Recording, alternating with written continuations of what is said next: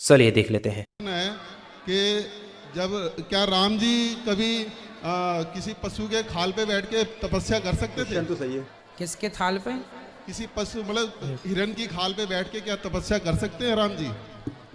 भाई राम जी देखो ऐसा है, पशुओं की खाल शेर की खाल है ना, शेर की खाल, हिरण की खाल, जब ये लोग मर जाते हैं तो इनकी खाल को आसन बनाई जाती थी। कोई बना सकता है तो बना ले।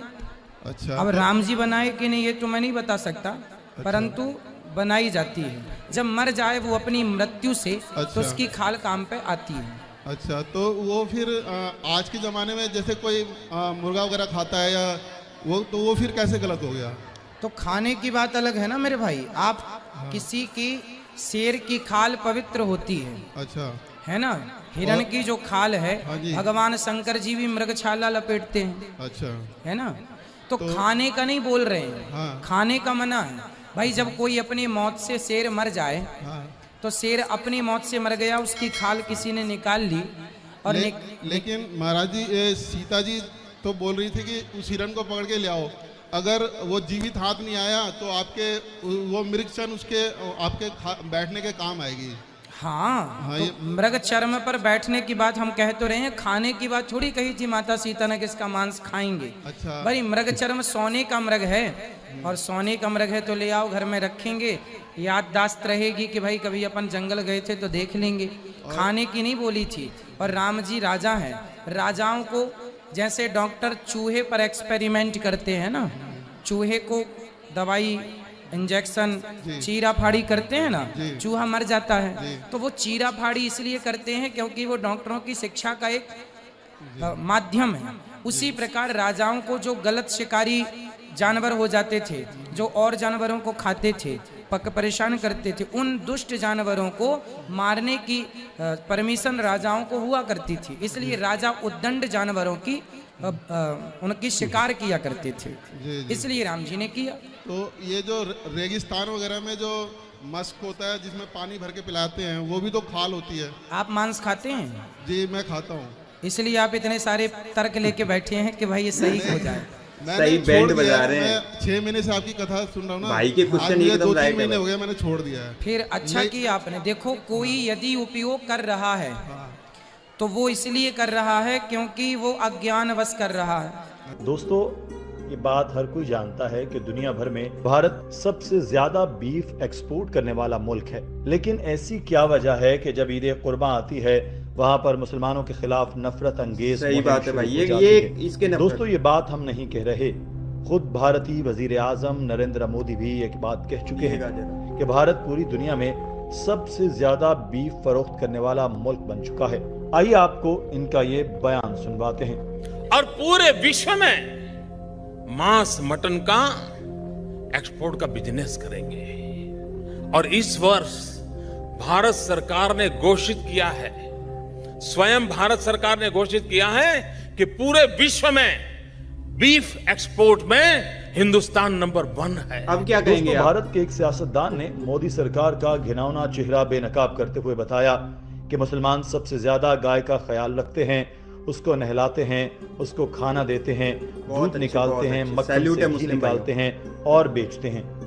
आइए उनका बयान भी आपको सुनवाते हैं। और मैंने खोजना शुरू किया तो पता चला भारत में सबसे ज्यादा गाय का कत्ल भारत की सरकार कर रही है, मुसलमान नहीं कर रहे हैं। और इस देश में ऐसे कई मुस्लिम समाज हैं जिनको मैं जानता हूं जो गाय को वैसे ही पालते हैं जैसे आप पालते हैं।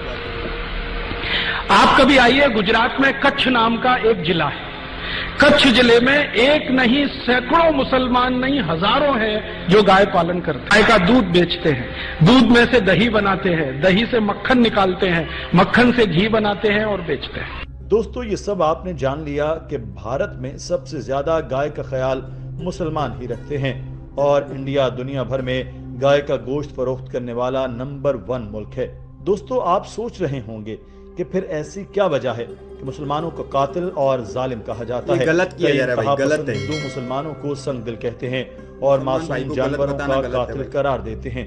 इन लोगों में अक्सर हिंदू इंतहा पसंद और हिंदू पादरी पेश होते हैं। के लिए अच्छा नहीं है, ये हिंदुओं को उनकी नपुंसकता के लिए ना वीडियो बनाकर दिखाया जा रहा है। मैं सिर्फ यही कहना चाहता हूँ हिंदुओं, उस वीडियो को देख के भी अगर तुम्हारा खून नहीं खोला तो तुम्हारे खून में पानी है। पूरे भारत में गौ हत्या बंद होनी चाहिए, ऐसा मैं भारत सरकार से प्रार्थना करता हूँ। कानूनी अपराध होना चाहिए, गौ की हत्या करने वाले को फांसी होनी चाहिए। एक और बात बता दूं, अगर आप मांस खाते हो, अगर आप गंदी चीज खाते हो, आपके विचार कभी शुद्ध नहीं हो सकते, कभी नहीं हो सकते। दोस्तों, आपने हिंदू इंतहा पसंदों के नफरत अंगेज बयानात सुने जिनका हकीकत से कोई ताल्लुक नहीं है, मगर फिर सुन्नत इब्राहिमी के खिलाफ प्रोपेगेंडा खत्म होने का नाम ही नहीं ले रहा। दोस्तों, डॉक्टर जाकिर नाइक साहब ने इस मामले पर अपने ख्यालात का इजहार करते हुए ऐसे नकात उठाए हैं जिन्हें हिंदुओं ने भी तस्लीम किया। आइए आपको सुनवाते हैं। कई गैर मुस्लिम, खुसूसन हमारे जो हिंदू दोस्त थे, वो कहते कि इस्लाम बड़ा बेदर्द मजहब है क्योंकि वो गोश्त खाने की इजाजत देता है, इसलिए बेदर्द है। एक जानवर के जान लेना कितना बेदर्द है, गोश्त खाने की इजाजत देता है इसलिए बेदर्द है।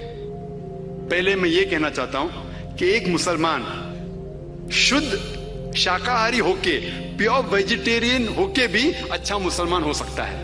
गोश्त खाना हमारे लिए फर्ज नहीं है। कुरान में या हदीस में कहीं लिखा नहीं कि गोश्त खाना फर्ज है। एक मुसलमान अच्छा मुसलमान शुद्ध शाकाहारी होके, प्योर वेजिटेरियन होके भी हो सकता है। लेकिन अल्लाह ताला फरमाते हैं सूरह मायदा में, सूरह नंबर 5 आयत नंबर 1 में, कि हमने आपको खाने के लिए सारे जानवर जिसके 4 पैर है उसकी इजाजत दी है, सिर्फ जिसकी मुमानियत है। We have agreed that you can eat any four-footed animal with the exception named. ये कहा गया है सूरह नहल में सूरह नंबर 16 आयत नंबर 5 में भी कि कैटिल, भेड़ बकरी बनाया गया है ताकि आपके काम आए और आप उनका गोश्त खा सके। ये सूरह मोमिनून में जिक्र है सूरह नंबर 23 आयत नंबर 21 में कि आप भेड़ बकरी खा सकते हैं। आओ पहले ये समझ ले कि इंसान के लिए गोश्त खाना सही है क्या गलत है।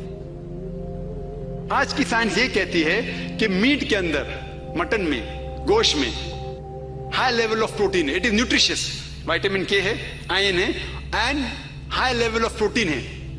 हमारे जिस्म को 20 से ज्यादा अमीनो एसिड की जरूरत है, उसमें से 8 किस्म के अमीनो एसिड जिस्म में बनाए नहीं जाते, तो वो 8 अमीनो एसिड हमें खाने में लेना जरूरी है। कोई भी वेजिटेरियन फूड, कोई भी शाकाहारी खाने में ये 8 अमीनो एसिड एक साथ है ही नहीं, लेकिन गोश्त में, मच्छी में ये 8 अमीनो एसिड एक साथ है। वो अलग बात है कि अगर हम डिफरेंट वेजिटेबल्स खाएंगे, फ्रूट्स खाएंगे, तो शायद 8 एक साथ में हो जाए, लेकिन एक साथ में एक वेजिटेबल में 8 अमीनो एसिड मौजूद ही नहीं है।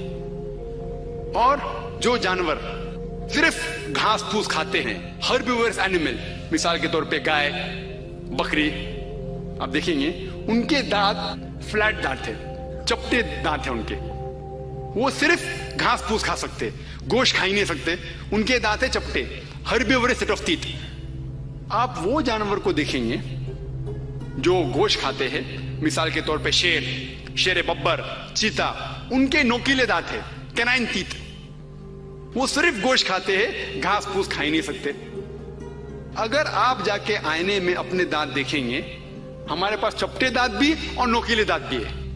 अगर अल्लाह ताला चाहता कि हम सिर्फ घास फूस खाए तो ये नोकीले दांत क्यों दिए हमें, तो कैनाइन सेट ऑफ टीथ क्यों दिए?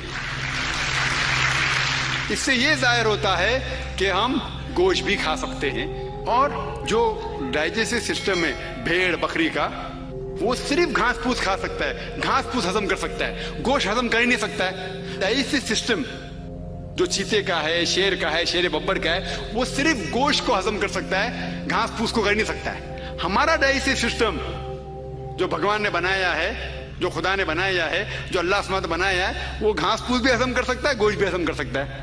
अगर अल्लाह ताला चाहता कि हम सिर्फ घास फूस खाए तो ऐसा डाइजेस्टिव सिस्टम क्यों दे जो गोश्त को भी हजम कर सकता है।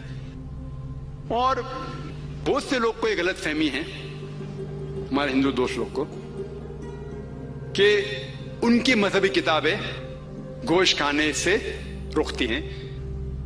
ये गलत फहमी है। अगर आप उनकी मजहबी किताब पढ़ेंगे उनकी मजहबी किताबों में गोश्त खाने की ममानियत नहीं है। अगर आप पढ़ेंगे Manusmriti chapter number 5 verse number 30 अध्याय 5 श्लोका 30, उसमें लिखा है कि भगवान ने कुछ जानवर को खाने के लिए बनाया है, कुछ जानवर को खिलाने के लिए। God has created some animals to eat and some to be eaten. अगर आप वो जानवर खाते हैं जो खाने के लिए बनाए गए हैं तो आप कुछ गुनाह नहीं करते।